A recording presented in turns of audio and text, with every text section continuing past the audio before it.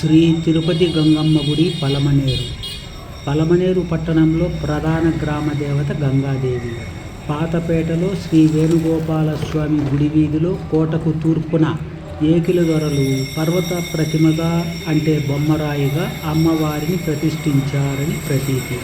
అప్పుడు అమ్మవారికి నడివీధి గంగగా పిలిచేవారని చెబుతారు. అప్పుడు అమ్మవారికి 4 బండల గుడి ఉండేది. అక్కడ జాతర జరిగేది.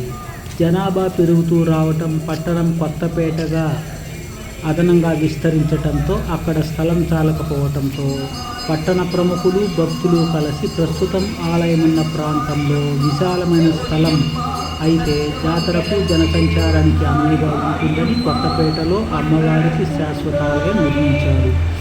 ఇంపీరియల్ గెజెట్ ప్రకారం 1991వ సంవత్సరంలో పలమనేరు జనాభా 4,850 మంది మాత్రమే ఉండేవారు.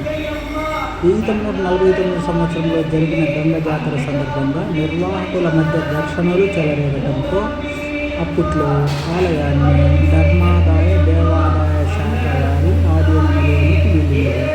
ఆ తరువాత మరింత ఆధునికీకరింపడానికి 1992వ సంవత్సరంలో ఆలయాన్ని మరింత విస్తరించి నిర్మించారు. 2006వ సంవత్సరంలో ఆలయంలో అమ్మవారి విగ్రహం ప్రతిష్ఠించి కుంభాభిషేక మహోత్సవం ఘనంగా జరపబడినది. 18 మంది శక్తి స్వరూపులైన దేవతలను పరివార దేవతలుగా స్థాపించి ఆలయాన్ని సర్వాంగ సుందరంగా అలంకరించారు.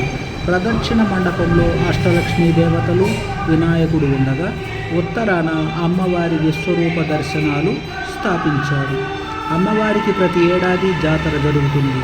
15 రోజుల పాటు చాటు ఉంటుంది. పట్టణం చుట్టూ ఉన్న గ్రామాలను అమ్మవారు కాపాడుతూ ఉంటుందని జాతరకు 15 రోజుల ముందు నుండి ఒక్కొక్క రోజు 1-2 గ్రామాల వారు వచ్చి అమ్మవారికి పొంగళ్ళు, బోనాలు సమర్పిస్తారు.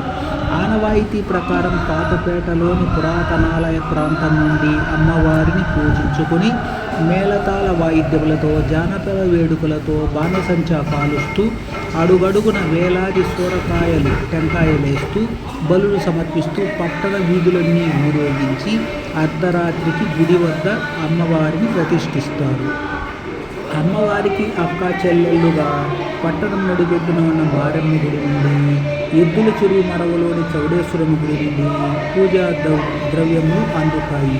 తిరుపతి గంగమ్మ గుడి నుండి కూడా ప్రతి ఏటా నూతన వస్త్రాలు, చందన, పసుపు, కుంకుమలు, ప్రసాదములు తెచ్చి అమ్మవారిని అలంకరిస్తారు.